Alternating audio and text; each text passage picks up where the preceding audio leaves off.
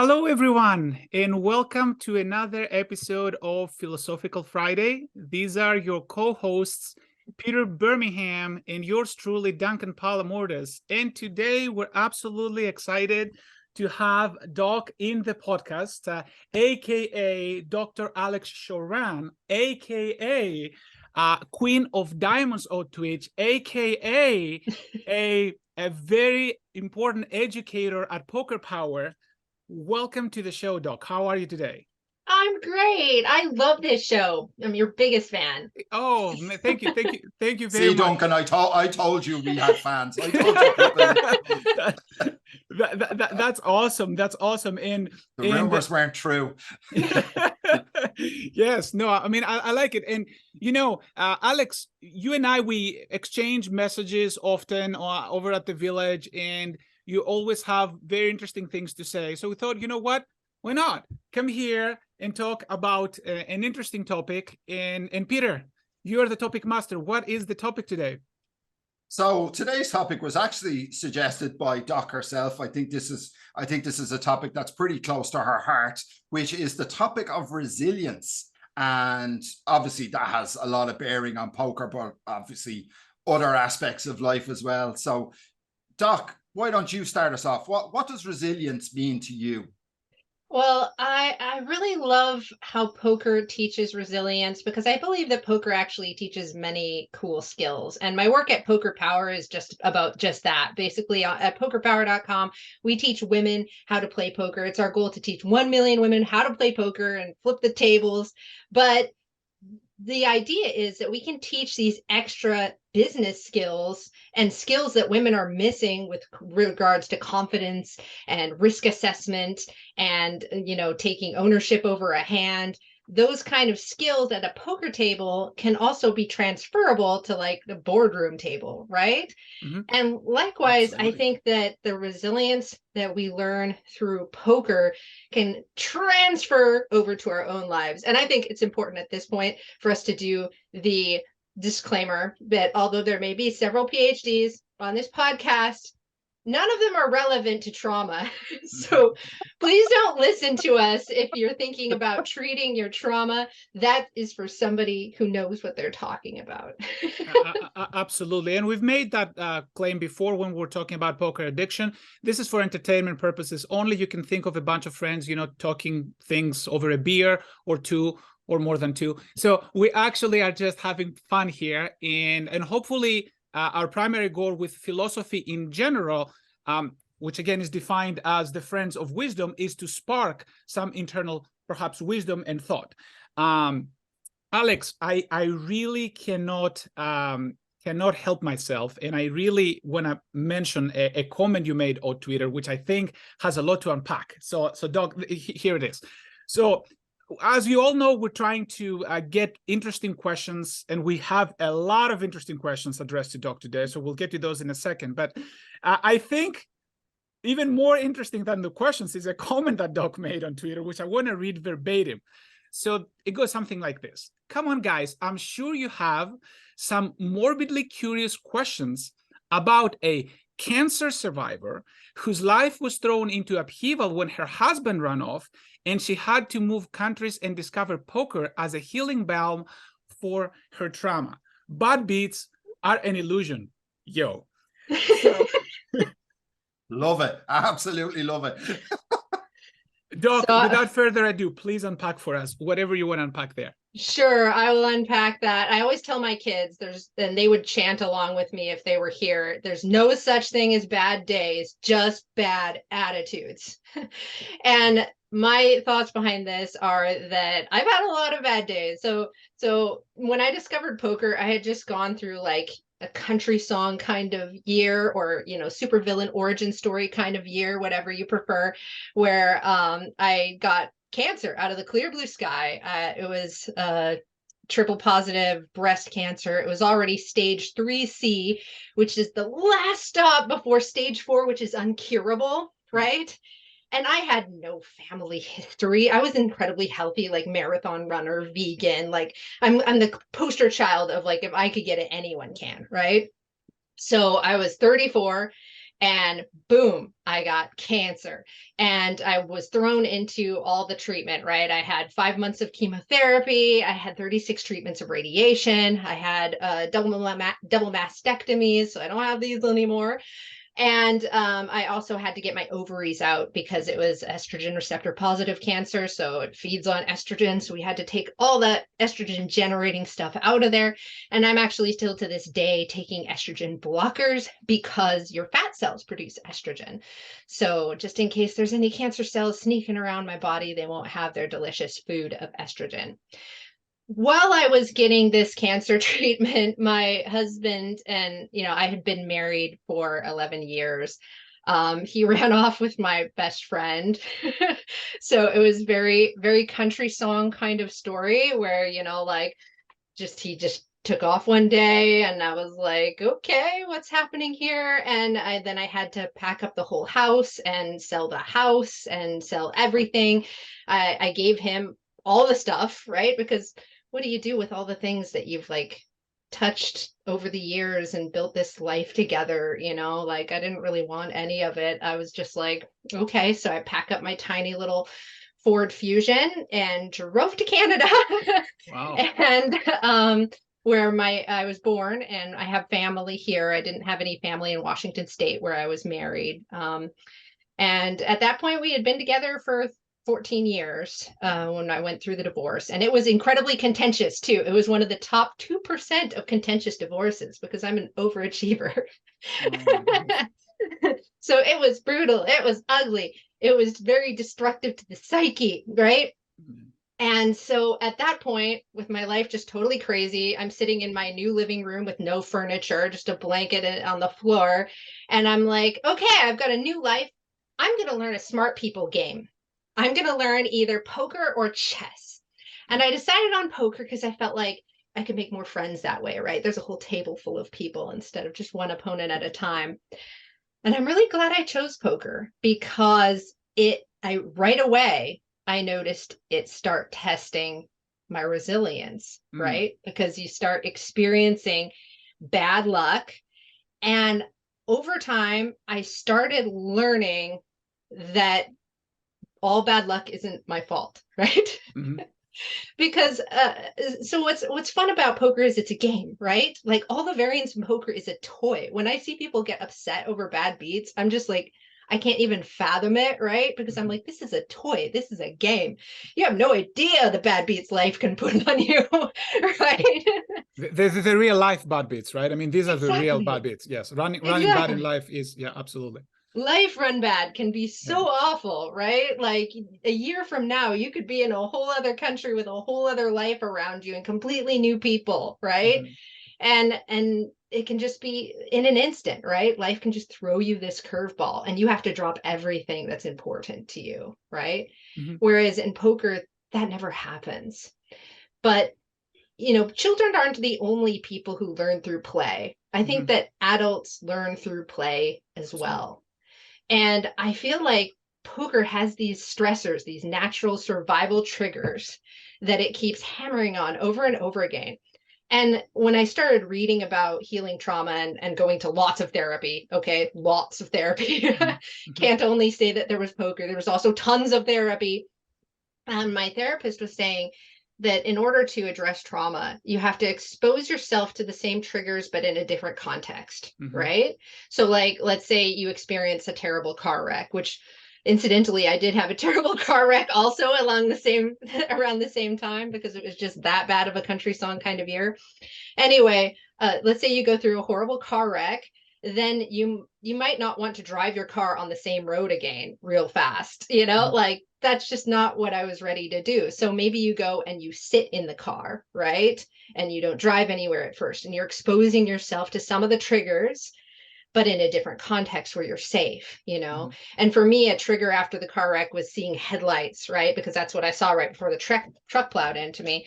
So I would go for a walk along the road and I would just see the headlights coming over and over again. And I'd feel all the trauma, but I'd allow myself to feel it in this safer context. I mean, sure, I could get run over, but hopefully not. No. I see exactly what you're saying. Yes. So this is a very interesting idea in psychology, where basically you're recreating the circumstances, but in a safe environment.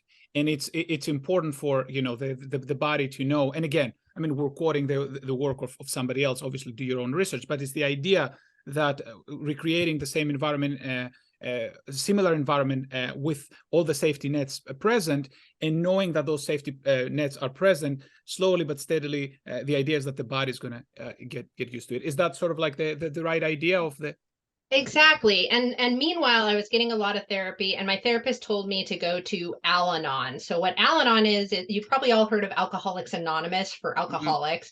Al-Anon is kind of a spin-off 12-step group for people who had the relationships with the alcoholic, right? Because they kind of develop all of these maladaptive coping mechanisms too.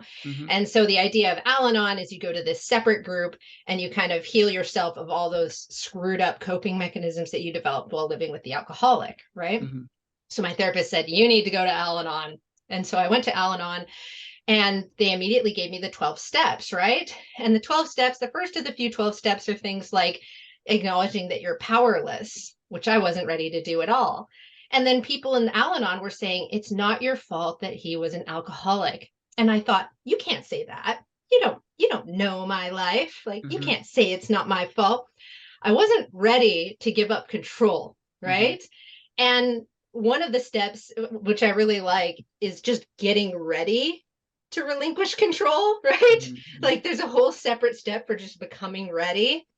And I feel like poker helped me get ready to say, hey, I'm not in control of everything. It's not, all bad luck is not my fault, right? And it was actually hard to say that. I know a lot of people, they don't like to take personal responsibility, so it's easy for them to blame others. I wanted to ask you about that, actually, because you mentioned the word control and at the same time responsibility. So there's a very subtle distinction here. So what part of that description that you just made, you think it was about control, and what part of that was responsibility? Because a responsible person would react exactly the same way you did. It would say, it's not my fault. I mean, I did some things to get where I am. So where would you draw the line between taking the responsibility, but also understanding that there are things that you don't control? I think that, poker really helped with that, right? Because in a hand, you have this skill component and this luck component. And I think that the control and responsibility are similarly intertwined and inextricably bound. And it's very difficult to tease apart, right? Because one butts up right against the other. So it's really important. I think the job of the human in life is to find out, what is my responsibility? What can I control? And to let the rest of that all go, right? Absolutely. And if you don't mind me asking, like, how did you come to terms with your responsibility for what happened, but at the same time, your understanding that it was not all of it under your control? How did you end up, if you want to share, of course? I think I'm still working on that day by day. Definitely. I did spend a lot of sleepless nights, because I did feel blindsided when my husband left me, especially. I didn't blame myself for my cancer, because there's pretty specific, science behind, what causes cancer, what doesn't cause cancer, and what we don't know. And there's a whole bunch of what we don't know. So I know I didn't cause my cancer, right? But of course, I still have to wonder about what happened with the divorce, because I was so blindsided, right? I was so incredibly in love with him. I still do love him. I do have love for him. And so I spent a lot of sleepless nights just reliving every tiny moment in life and being like, was it that moment when I chose not to cuddle him? Trying to find some semblance of control. And eventually I had to do what you do in poker, where you have to not try to own what's in another person's mind, right? I think that the current meta in the poker world is whether or not hand reading is really incredibly useful in different scenarios, right? I mean, Coach Brad is always saying, like, don't waste your brain space trying to range fish, right? Because they're just going to be playing whatever. And I think that the same I came to the same conclusion about my ex-husband, right? Don't range the fish, okay? Like that's a fool's errand. I'm never gonna know what the hell range he was playing with, okay? Absolutely. And so that's kind of how I solved that hand. It's very interesting because as I'm listening to you, I hear some very important things, which to me at least shows a clear distinction between responsibility, the distinction between responsibility and control. Like saying things, for example, like you still love your ex-husband. I think that shows an incredible amount of growth for several reasons. I often say, I mean, I've written that several times, that people who hate those that they at some point were together, they never loved them. Yeah. Because it's very difficult, to accept the fact that you're with somebody. And, I've been through a bad breakup myself. I mean, I'm sure other people too, nowhere near what Doc has experienced, but it is very similar, that idea that, you can't possibly say that somebody you spend so much quality time with, all of a sudden they become this, stranger, or this person that, all these negative feelings. A lot of it may come from ego and things like that. So you saying that to me sounds like a great amount of responsibilities, like you're separating, the wheat from the chaff, like the positive emotion from the negative emotion and some issue. Would that be a fair assessment again? Yeah, I think that one of the questions that kept me up late at nights was wondering, I thought, okay, there's two scenarios here. Either scenario A, he never loved me, and my whole marriage was this weird, elaborate lie, and all of those moments of closeness that I felt were completely false and not real. Mm-hmm. Or B, his love turned off like a light switch, and there's people just walking around that can just snap like that, and right. Like a tiger turns on its owner. And now I need to try and figure out who those people are and stay the hell away from them, right? Mm-hmm. And so neither of these two scenarios are great scenarios, right? Mm-hmm. I was like, there can only be one of these two scenarios. And so I spent many sleepless nights trying to figure out which scenario is the truth. And finally, I realized this was something that I also had to relinquish. It's like ranging the fish, right? It can't be just this binary of these two scenarios. Mm-hmm. And the results of either of these two scenarios are also harmful, right? Because if I believe in scenario A, that it was all a lie, then the responsibility piece would be, well, now I have to live authentically. And what does that mean? Can one live authentically in a relationship ever, right? Because you can never know what's in another person's heart. Mm-hmm. If I believed in scenario B, then I would have to start intricately judging every human that I come into interaction with, which is not very helpful. It's probably actually a negative trait, mm-hmm. right? So neither of the outcomes were a world that I really wanted to live in. So at some point I decided to just opt out. It's very interesting. Again, opting out. I mean, the idea of letting go, right? I mean, at some point, which is something that you mentioned, poker helped you. Another natural question, I guess, would be, this is an incredible story, by the way. Thank you so much for sharing. This is such an incredible story. I'm sure the listeners will appreciate. And drop some love for Doc, like in the comments. I mean, this is such an incredible story. Thank you. I know I'm not alone. It does feel really isolating when you're in any of these scenarios, like divorce or cancer, but you're totally not alone out there. Absolutely. And this is an excellent message too. What would you say, now you're exposing yourself to poker, what would you say, if anything, helped you change your perception on some of these things that happened to you prior, after you exposed yourself to poker? Like if you were to make a list of a few things, and I will say, you know what, I used to see this part of my life this way, and you already hinted some of these things, but I just want to give you an opportunity to make them as crystal clear as you like. What were some things that you'd say, you know what, I used to view this A, now I view it as B, and how did that change? Well, I think the biggest thing that I learned was about, and I think that this applies to everyone, if you want to let poker be your magical, healing tool, look at your tilt. Like, what does make you tilt? I thought when I started playing poker, I was like, man, I'm going to be so great at poker because I'm never going to tilt because I don't get mad at bad beats, right? And to an extent, I think that's a strength of mine. Like, it's funny, my coach was just reviewing a video and he was like, Doc don't give an F. She look at this, she doesn't give an F, right? And it's true. I don't give an F about bad beats, but I get mistake tilt really bad. And it's funny because those sleepless nights where I was thinking and reliving every experience in my marriage and trying to judge, like, was that the moment I screwed up? Responsibility. Yeah. Mhm. And so when I'm playing poker, that's where my tilt manifests. If I play a hand and I'm like, ooh, wow, why did that was really bad. And then the next hand comes along, but guess what? I'm still thinking about that last hand. That's the equivalent, the poker equivalent of a sleepless night is when you're in a new hand, but you're thinking about the last hand, right?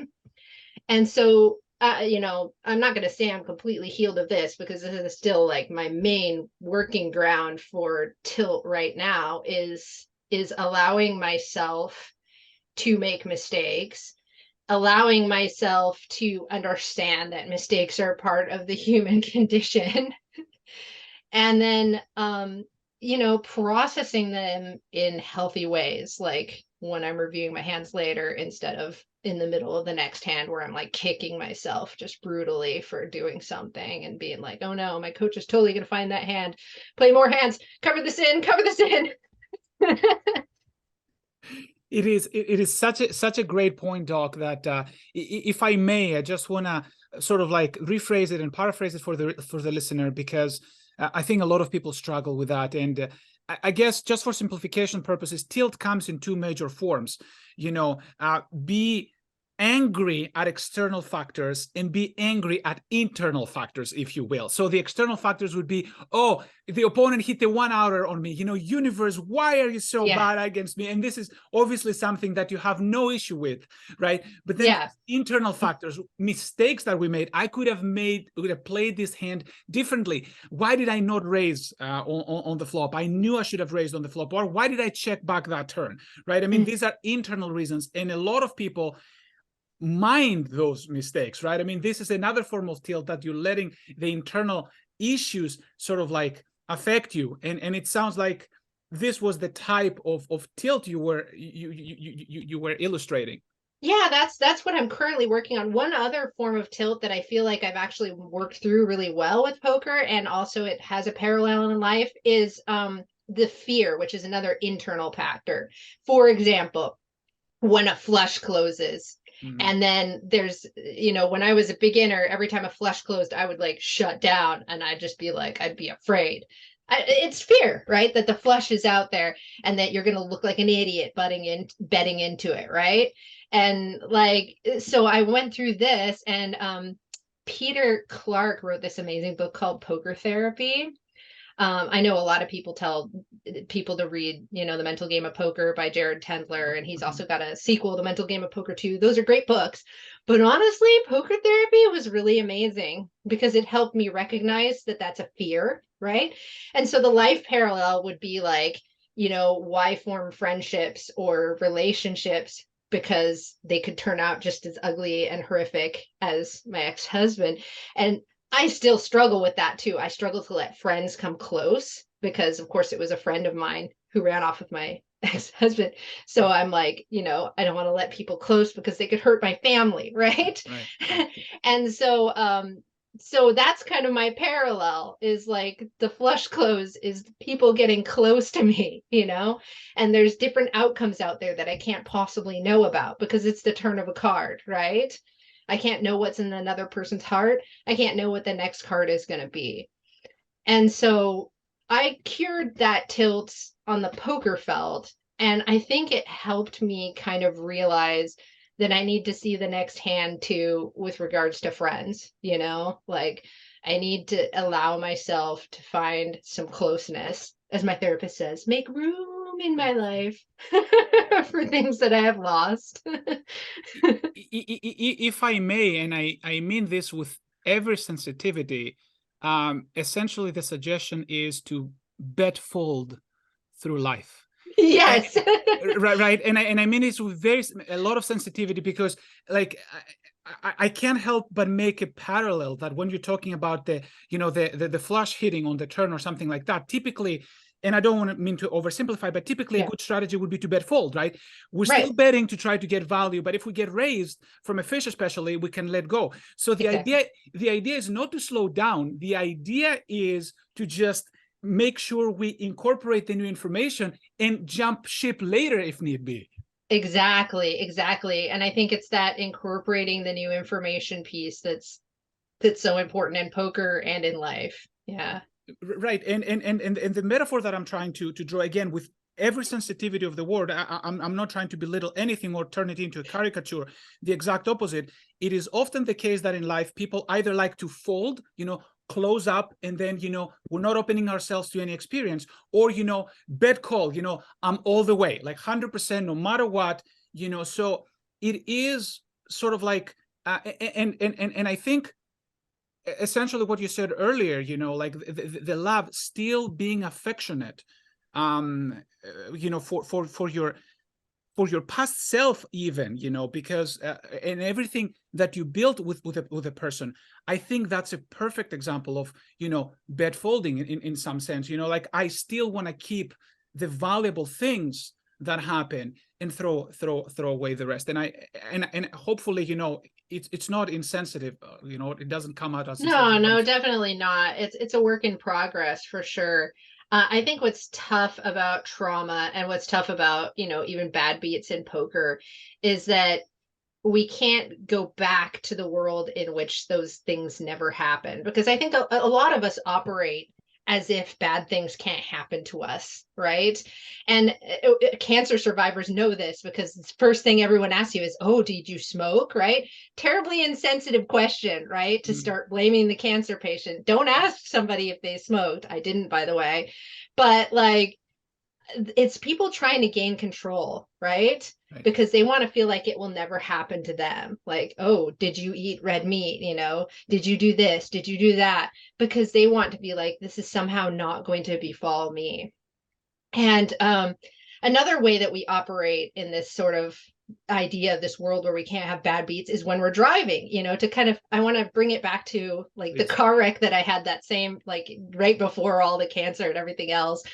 What happened was I was driving with my kids in the back, and a truck, like I saw like the wheel twitch like that, and then he crossed the double yellow line and just slammed into me. There's no time to react, slammed on the brakes, whole front of the car came in, crushed my knees. It was a big deal. And after that, driving became different, because I realized the double yellow lines on the road are not magic, right? And right now, most of you out there are operating like the double yellow lines are magic. They protect you. People can't cross those double yellow lines and kill your whole family. They just can't, right? They're magic. And I can't put my brain back in that box where the double yellow lines are magic. So now I'm okay driving again. It was a process. Now I'm okay driving again, but I don't enjoy road trips anymore. Like I used to just love road trips. I just go out on a long drive just for funsies. And I can't do that anymore, because I can't say those double yellow lines are magic anymore. And I think that as we go through life, by the time you get to my age, you've got lots of those situations where you've had a bad beat and you can't put your brain back in the box where that bad beat can never happen again. So you have to go back to that question, like you said, what's the difference between control and responsibility? What can I control here? I can't control the people in the other car. All I can do is be responsible, like never exceed the speed limit. I haven't even gone like 1 kilometer per hour over the speed limit since that day, because I just have zero interest in that anymore. Right. And that's something I can control. That's a responsibility I can have. And I just have to look at life that way for everything now. No, this is absolutely great, fantastic stuff. Peter? Yeah, just interesting there with the way you were talking about the car dock. Was when I first was learning to drive, and it was actually my sister said it to me. She said, "Look," she said, "out there, you're not just driving your car.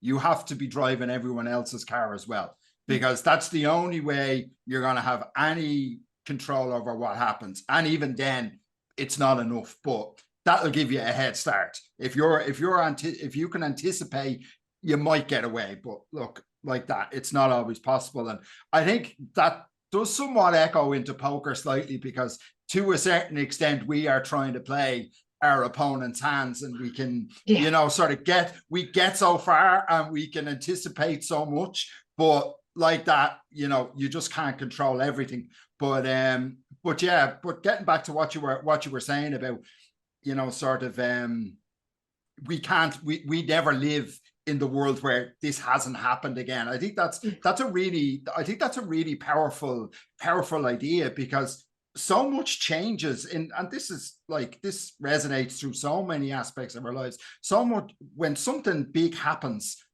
it echoes throughout so many areas of our lives that we don't even realize. Is that something that you found with as you sort of experience these things?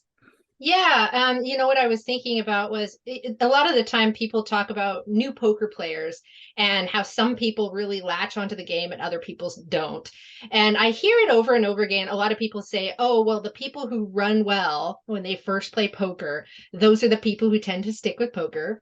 And the people who run bad the first few times they play poker, they're just going to be like, the heck with this game. And then they just go away and they don't play it again.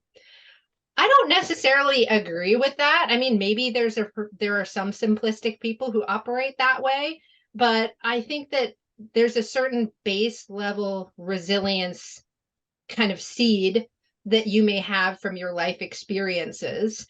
And then you enter poker, you get your little seed tested to see if it grows into an oak tree or dies, right? And I think that, like, I didn't run well when I first played poker, but I was just like, yeah, okay, I'm going to suck at this. You know, I tell my kids, like, how do you get good at something? And they say, start sucking, because, like, when you start something, you're going to suck at it. So I was prepared to suck at it, right? And so I think that there's this kind of base level resilience that people may have that can be tested by poker, and either they're going to push through or not. And I think that one skill that I had from cancer, if you could say that it gave me a gift, is the ability to accept the new bad information and act on it without having, I think there's, you know how like the stages of grief, and there's denial is this first stage. Now, the Kubler-Ross stages of grief have now been kind of said that they're not really accurate, but I think that they're still kind of part of the zeitgeist of our culture. And I think that denial, you can see it in the form of people just getting so irritated when bad things happen and kind of shutting down or saying, no, no, no. And I think one of the gifts that I got from cancer is to be able to move from no, no, no, no, no to this is happening faster, right? And the quicker you can get to the this is happening stage of coping with your reality, the better, right? And that works in poker too, right? Because as the board changes, you can't just be like, no, no, no, and just keep operating as if the board didn't change in that ugly way. You have to adjust for new information. And so, yeah, I think that's one benefit that I brought through. Absolutely. And Doc, hearing you speaking here, I can't help but thinking of a question that has been keeping me up at nights multiple days in a row. And I'm not exaggerating. It's the idea, you're talking about trauma. And I guess it's a two-part question. Would you say that the trauma in your life is an important aspect of what led to your growth? That's, I guess, one question. Would you say that it was like some sort of like a fuel, if you will, and unfortunate fueling to become the person that you are today? And that's, of course, it's a yes or no question. And then the second aspect of it is it sort of like ties to the first question. And it's one of those things that you say, well, I don't want to wish this to anybody, but if you can overcome trauma, you could potentially be stronger than somebody who may never have experienced it. Do you think there is any truth to that, or this is just like a completely insane way? Basically, to summarize it and to make it a caricature, what doesn't kill you makes you stronger is what I'm getting at. Is this really true, or bewitch what the stressors are? Be careful what the stressors are. What doesn't kill me makes me weirder and harder to relate to. I think that that there's a nugget of truth here, but I think that a lot of people take it too far. And so I want to unpack this a little more. I don't think that cancer made me a better person. And I know that's a huge narrative out there. And I think it's kind of a harmful narrative, you know, because it's not a blessing. Like to this day, I would be a much better person if none of that crap had ever happened to me, right? I would be a way better person. I would be interacting with my loved ones without trauma rearing its ugly head, with bad coping mechanisms that I've been trying to heal through. I would have more bandwidth in my life to be like volunteering, donating to charity, all the stuff that I did before all this stuff went down. Like there's a lot of things that would be better. That said, I'm a different person now for sure. And I do think that there are some benefits that I've gained, like the aforementioned, being able to move to the place of this is happening and acceptance much quicker than the average person, just in day-to-day things, you know, like car gets a flat tire, I'm just like, okay, this is happening, what are we doing next? You know, like most people are like, rah!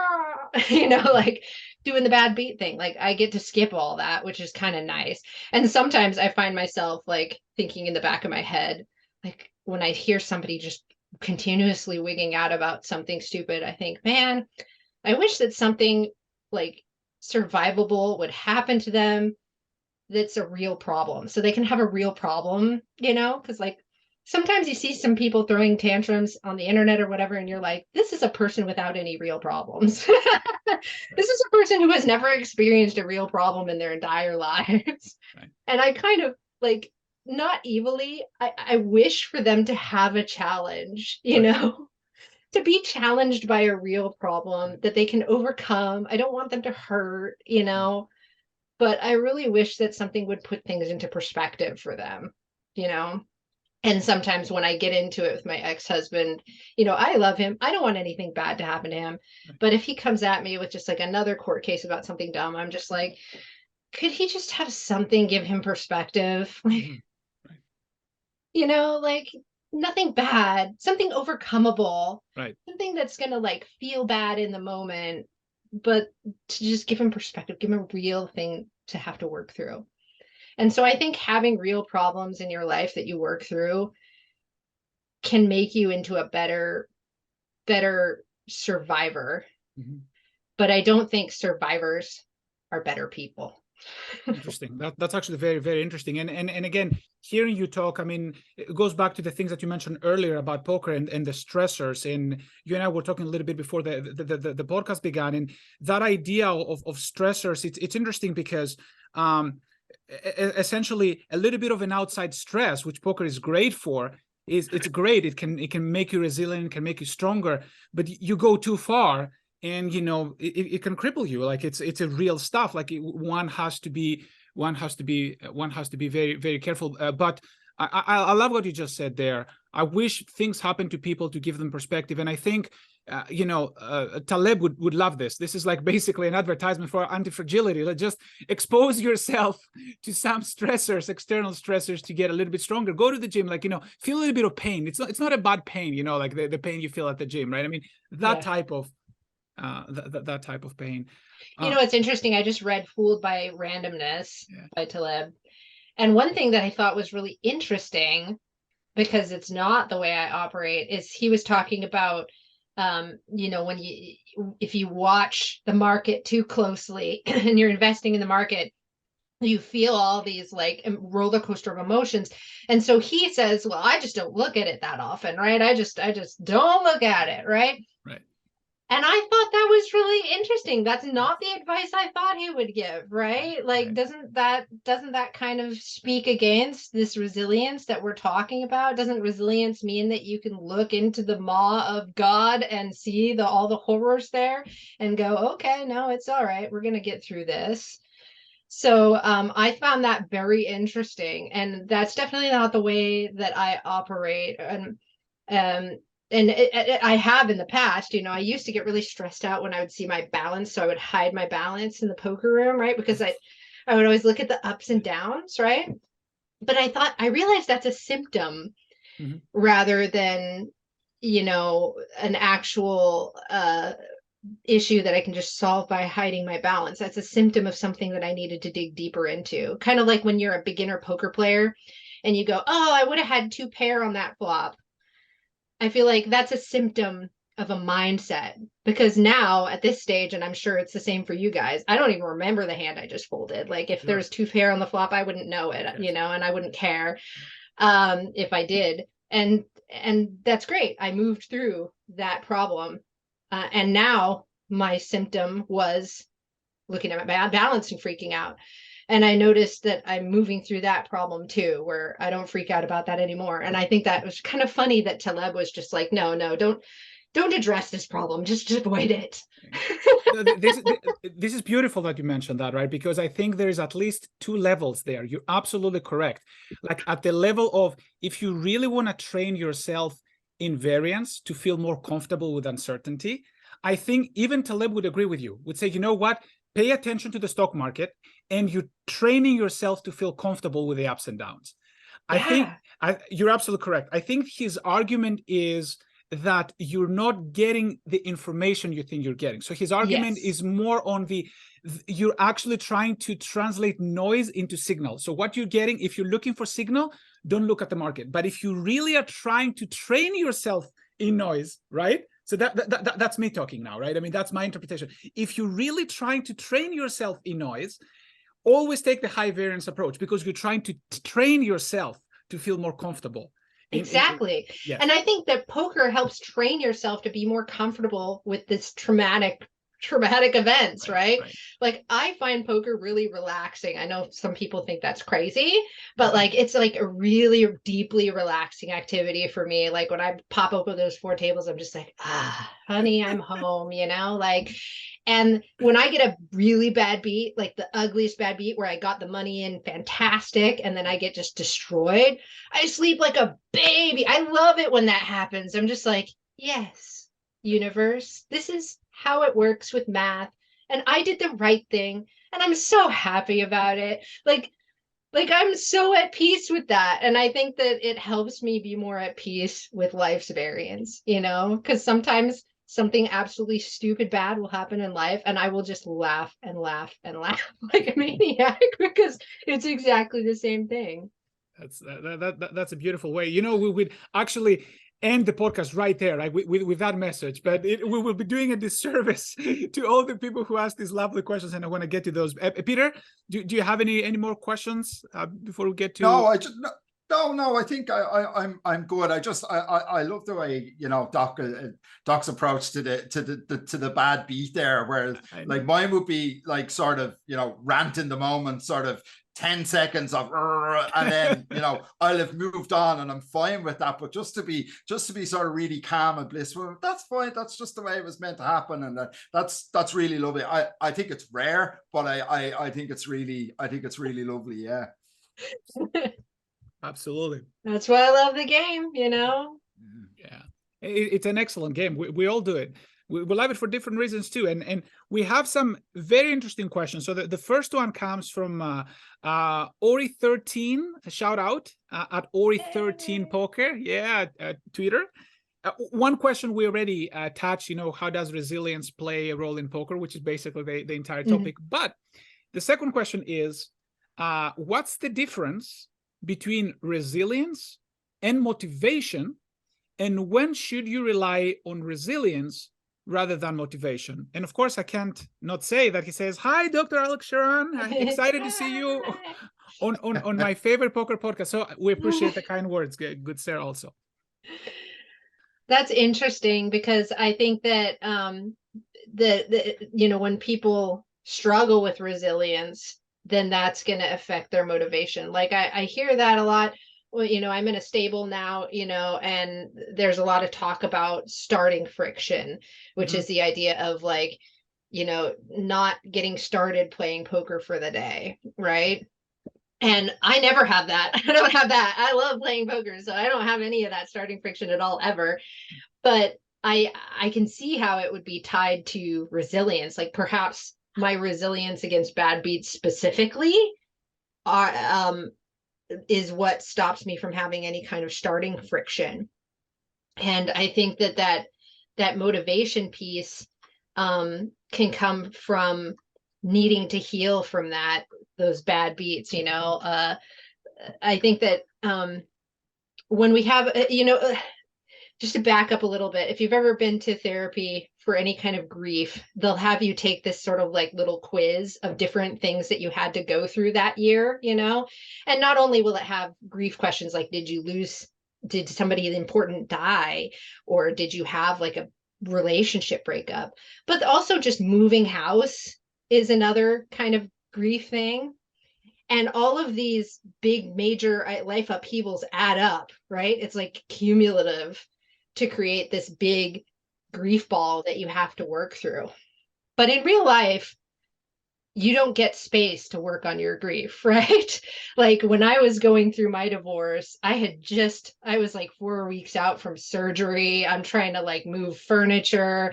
I'm like all alone, like crying my eyes out, being like, I had no space to work on my grief about the relationship. I had no space to work on my baggage from cancer treatment. I had no time because I had to sell a house and start a new life in Canada for my children, right? And that was kind of a bad thing, right? Because ideally, I could just take a break from life, go into therapy, work on intensive therapy, and then come back to life ready to take it on, right? The cool thing about poker is it's a game, right? So you can pause it. You can stop and work through your issues before jumping back in. And I think that's what Ori 13 is kind of talking about here, is that it can affect your motivation to get back to the game if you haven't processed through any of the issues that the game has brought up for you, you know? And so I think that's the difference.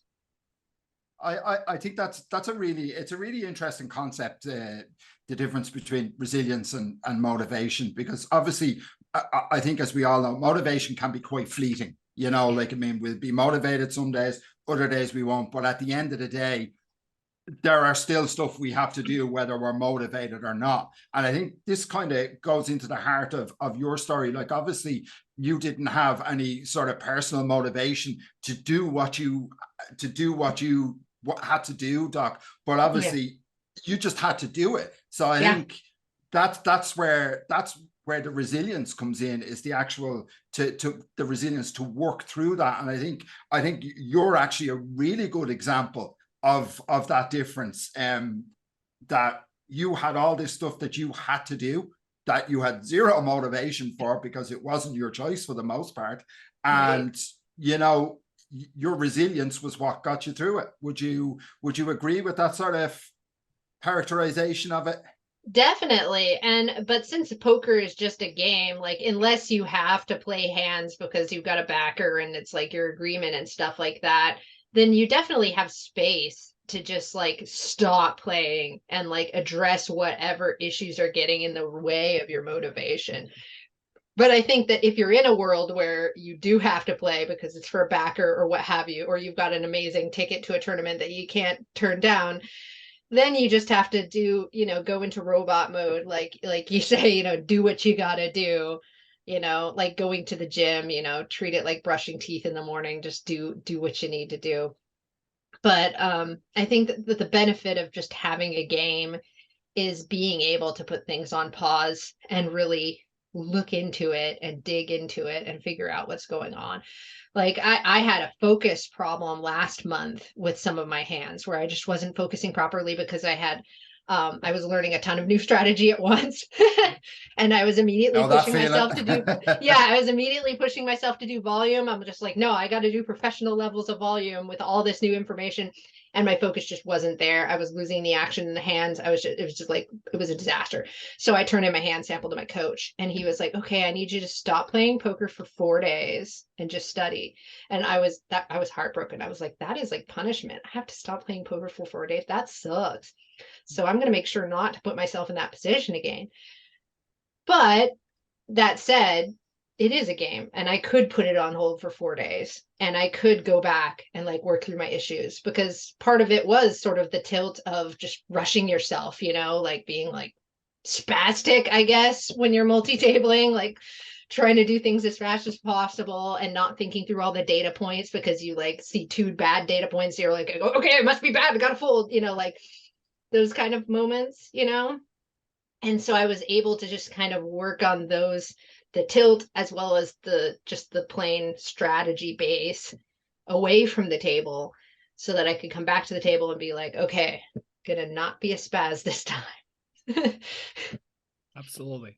And Doc, just to follow up a little bit on this, would you say that motivation is mostly an intrinsic quality, or would you say it's an extrinsic quality, in the sense that, do you think that motivation is something that can be triggered externally, or is it something that you either have or don't have, if that question makes sense?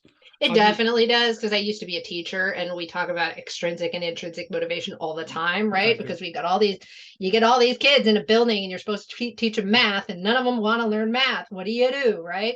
And then extrinsic motivation can be problematic in a teaching context, because if you give your kid candy every time they do their math, that's great. You can force them to do the math now, but then they're not going to learn the value of the math in their own life. They're not going to continue being curious about math once there's no candy involved, right?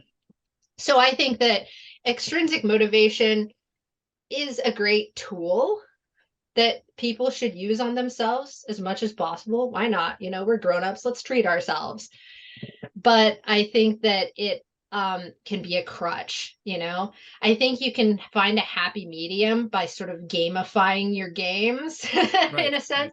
So like what I'm doing now that my coach suggested, and I really like it, is so I've created this spreadsheet, and when I'm reviewing my hand histories, I'll mark the hands where I deviated from the strategy in like an unacceptable way, because either my attention was gone or I wasn't looking at, whatever, like I screwed up, right? Yeah. So I mark all the screw up hands, and then I do a percentage accuracy, and then I put it in my spreadsheet and I color code it, so like, it's like, if it's over 90%, it's green. Right. If it's over 80%, it's blue, right? And so now I have this colorful little spreadsheet, and it's really motivating to me because I can look at the color shift happening.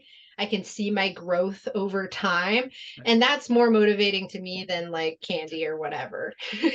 Absolutely. And it's back to your point earlier that games is not just for kids, they're also for the adults. Essentially what you just described is what Mihaly Csikszentmihalyi is talking about in the idea of flow. You created a game for yourself to control consciousness, right? I mean, yeah, exactly. It's a beautiful, beautiful thing, like you have external factors, you have trigger mechanisms, you have a skill, which you're trying to invoke, you have feedback mechanisms. This is perfect. This is an excellent example of making it interesting for yourself and learning in the process. And you create some sort, I would argue, internal motivation, right? I mean, you're creating your own motivation. It feels like it's external, but you created it. So exactly. And it is sort of intrinsic as well, because you see the improvement, because it's hard to see your own improvement over time, especially when you have just like a bad day and it skews things in a direction and you're just like, like I have no idea how this game works. Help. I don't know how do poker. And, I think we've all been in those moments. And I think if you start collecting the data in that way, you can see the trends more, and it's like really reassuring. Absolutely. Absolutely. No, this is fantastic. So there you have it, folks. So you get some ideas on some things to do to spice up your game a little bit, make it more interesting for yourself. So once again, shout out to Ori13. Excellent question. The next one comes from none other from our own Rolo from the village, along the same lines, but now we're exploring a different difference. So how would one know the difference between being resilient and being stubborn? That's an interesting one, right? And then he says, if we define resilience being a healthy stick-to-itiveness, like you stick to it in the face of adversity, but stubbornness being an unhealthy desire to continue in spite of damaging failure. So how would you, that's an interesting question. The difference between resilience and stubborn, because on the outside it feels as we try to stay within the thing that we're doing, right? So from the outside observer who doesn't know what goes through our heads, we just try to stay and maintain the status quo in some sense, in both of these cases, being resilient and stubborn. So what would you say are the differences, Doc? I really like this question. Yeah. I think there's the difference is in freedom. I think that stubbornness kind of it represents a stuck mindset, whereas resilience represents a freedom of choice. But I think that stubbornness is useful too, and it can be like it can be weaponized in a good way. I mean, what is a marriage after all, except for two people stubbornly saying we are going to be resilient through our troubles, and that's final, right? And so I think that stubbornness is great in a lot of situations, and it can be an important tool in life. But I think the difference is freedom. You know, when you're stubborn, you are stuck. And so if you're going to be stubborn, make sure it's your intention to be stubborn. Make sure you're being, you know, cognizant. Absolutely. No. And to add to your point, I mean, we had a similar topic with Peter, right? We're talking about when we're talking about a poker addiction, right? I mean, what is the difference with somebody who's an overachiever and somebody who's addicted, right? Yeah. I mean, it was sort of like they both externally look the same, and you know, one of the conclusions we came to in our conversation anyway, which is very similar to yours, the freedom, like the presence of agency, of being in control, the presence of growth, the presence that we're doing this voluntarily, and the presence of enjoyment, right? So if this is something that we like, we choose to do it, like all of these things are different than just passively being drawn into by external forces of life, you know, like, you know, stubbornly, you know, we can't help it, you know, like something in my mind tells me do it and I cannot have the agency to say no to it. So I think that the ability to just adjust for new information is important here too, because when you're resilient, it doesn't mean that you don't take breaks. You know, when you're resilient, it doesn't mean that you don't change course. When you see new data and you have to change your direction. But when you're stubborn, it does mean that you're not accepting new data to change your course of action. Exactly. Yes, exactly. The freedom that you talked about, right? You don't have the freedom to do it. Like, just life grabs you by whatever, and you just go there, like in right. In that direction. Like in poker, if I'm going to see a stubborn person and a resilient person facing the same stressor, which is, let's say, a massive, horrific downswing that dents their bankroll substantially, the resilient person is going to move down in stakes and keep playing, right? Where maybe take a break and then keep playing. The stubborn person is not going to take a break and is not going to move down in stakes, right? They're going to keep operating under the same assumptions. That's a beautiful example. I love it. So let me just repeat that. So in the presence of external stressors, the person who's stubborn, they're going to just keep on doing what they were doing before with no changes. But the person who's resilient, they're going to try to change it. I mean, the definition of insanity, right? Keep doing the same thing, expecting things to change, right? So the person who's stubborn is a little bit insane, but the person who's resilient, they're going to try to change it. They're going to continue keep doing the thing that we're doing before, but they're going to try to add something different, to try something. That's a wonderful example, right? Yeah. So they will go down in stakes and try to take control of their situation. Man, we'd love to have you here, Doc. This is some incredible insights here. I love it. This is fun. Yeah, I love this. Thank you so much for letting me be on the show. Of course. And they keep Absolutely. coming. We love having someone different to share ideas with, and you definitely bring a wonderful vibe to the podcast, Doc. I always love your energy in anything you do or anytime we have interaction. Thank you. Yeah, I'm just so happy to be alive. Of course, absolutely. So continue with the villagers. Shout out to Larry W. Very regular there. He has two questions.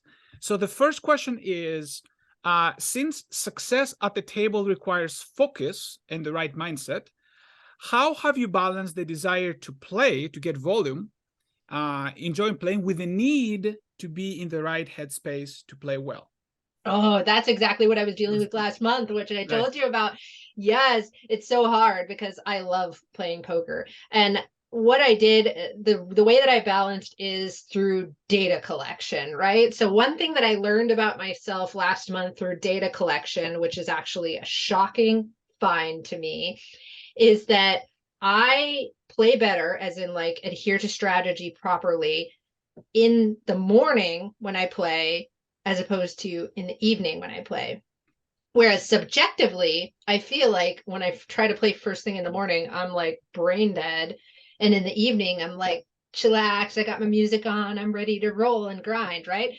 The data does not show this. The data shows that I am way more space cadet in the evening than when I play first thing in the morning after workout, of course.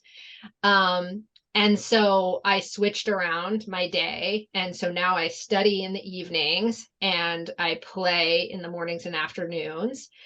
And then I've also been using this really cool tool that I got to plug. They're not paying me to do this, but I really highly recommend it. So there's this amazing website called FocusMate. And what you do is you book on your calendar your work blocks, right? So I do 50-minute at a time work blocks for playing, 25-minute at a time work blocks for study. And then at the appointed time, a video call pops up with just like somebody in the world somewhere who's going to focus on something, you know? So there will be like a German college student in his dorm room, and he's going to be coding in Python for 50 minutes. And he's like, all right, I'm going to code, 5 lines of Python. And I'm like, all right, I'm going to play 270 hands. And then like, we just go. And then and then at the end of the block, you check in with your buddy and you're like, hey, how was your focus? Did you get those Python doodad things done? And they're like, yeah. Did you do the pokers? And you're like, yeah. And it's amazing. It works really well because then like, if I feel my focus sliding away from the games and I'm like, oh my God, I look at my buddy's face and I'm like, I can't disappoint my buddy. I'm going to keep focusing. Wow. Absolutely. The idea of accountability, right? Finding a way to be accountable. This is lovely. I mean, people find all sorts of different ways, but in the end of the day, it comes down to accountability. Find a way exactly to make yourself accountable. This is beautiful. Beautiful. Exactly. And I guess the last question, maybe, you can use it to wrap all of this wonderful message together. We touched a little bit on this, but again, I want to give you an opportunity to tell us your thoughts. What have your life challenges taught you that inform your approach? And we already talked a little bit about this, but what are some, overall, would you say? I think overall, the things that I've taken is, number one, every year of my life is now a bonus year, right? So I'm just happy to be alive. I'm happy to be here. Whenever I'm at a live poker table, people think that I'm on drugs because I'm just so happy to be there and happy to be alive. And then 2 is that moving through any sort of denial, I feel like even though the Kubler-Ross stages of grief might be bunk, I think that denial seeps into people's lives in so many different ways. It causes that stubbornness that we talked about earlier. It causes people to deviate from the most optimal path in a lot of areas of life. And I think that the quicker you can move to a this is happening part of life, the quicker you can do the messy business of life. Like the day that I got diagnosed with cancer, for example, how I say there's no such thing as bad days, just bad attitudes. The day I got diagnosed with cancer, totally mind-blowing day. I went to the doctor. I had just a lump under my arm. And I was just like, hey, what's this lump about? The doctor's like, ooh, I got to stick a needle in there and see what's in there. And then she says, oh, I got to call my favorite pathologist. And then she tells me, you've got cancer. Tomorrow morning, there's going to be lots of imaging. There's going to be lots of doctors, a whole oncology team. I'm texting my husband, have cancer, pick up kids. And he was in a meeting, so he couldn't get them. So I went and I got the kids from school. I got home. It was my daughter's birthday week. She was turning 5 years old. My son was 3. So we get home and I was just devastated but then I realized we had a bunch of presents that we hadn't opened yet. So I was just like, let's open presents and order pizza, you know? And so even that day, which was objectively kind of a bad day, you can keep an okay attitude and just like work with what you got, you know, because even in the minute when I had cancer and I didn't know what the hell was going on in life, in the moment, I had a roof over my head. I had my children. I had party gifts. I had the ability to order pizza. So just take stock of your surroundings without any denial and choose the best course of action. Yeah, it might be pizza and presents. Absolutely. I mean, this is a beautiful message of gratitude. I mean, this is such a wonderful message. Yeah. Wow. I mean, I absolutely have nothing to add to this. This is a wonderful message. Peter? No, I couldn't even hope to top that message, Duncan. So I'm not even gonna try. So yeah, I mean, no, I think this is a wonderful way to actually to end this. Unless Doc, you have anything else you wanted to add, we will definitely ask you, you know, where people can find you and things like that afterwards. But is there anything else you didn't address today or something else? Yeah, actually, I think my publicist would kick my butt if I didn't mention that I wrote a book called Getting Through It, which is about trauma and adversity and kind of finding different methods to get through it on your own. So check it out wherever books are sold. I'm so bad at self-promotion. No, that's great. That's great. So the book is Getting Through It by Dr. Alex Chaurran. So Alex, A-L-E-X, and Chaurran, C-H-A-U-R-R-A-N. So, and also, where can people find you, Doc? I know you have a lot of platforms. Yes, Twitch as Queen of Diamonds. Follow me there. I actually have a new show that I'm doing with friends about tilt. So it's called Tilt AF. So check it out. And then also on Twitter at Dr. Dr. Alex Chaurran. Find me there. I tweet all the time. Yep, those are the best places to find my poker yammerings. Absolutely. And you're at the Village all the time. Yes. So yeah, find me at Poker Power Hour Wednesdays. There you go. And how about you, Peter? Where people can find you? Oh, people can always find me in the Village, Duncan, at chasingpokergreatness.com/greatnessvillage. And you'll get me on Twitter as well at Peter Birmingham, shamelessly plugging this podcast every Friday. Absolutely. Absolutely. And, you know, and also you can find us both on Twitter. And we will post this wonderful video because there's nice facial expressions, and I highly encourage people to actually go watch the video as well. Our beautiful faces. So on Why Alex Beats Bobby over at YouTube. But please comment and send some love. That an incredible story and incredible life lessons from the Doc today. Doc, it has been tremendous amount of pleasure having you here. Thank you so very much for your insight and wisdom. Thank you for letting me on. This was so much fun. I would love to do it again sometime. Thanks, guys. Absolutely. Thank you, Doc. And we'd love to have you again in the future. Awesome. Absolutely. And everybody, please keep sending us your questions for the next pod. We will provide you know, all of the information in the social platforms. And once again, thank you, everybody. And we'll be in touch next week.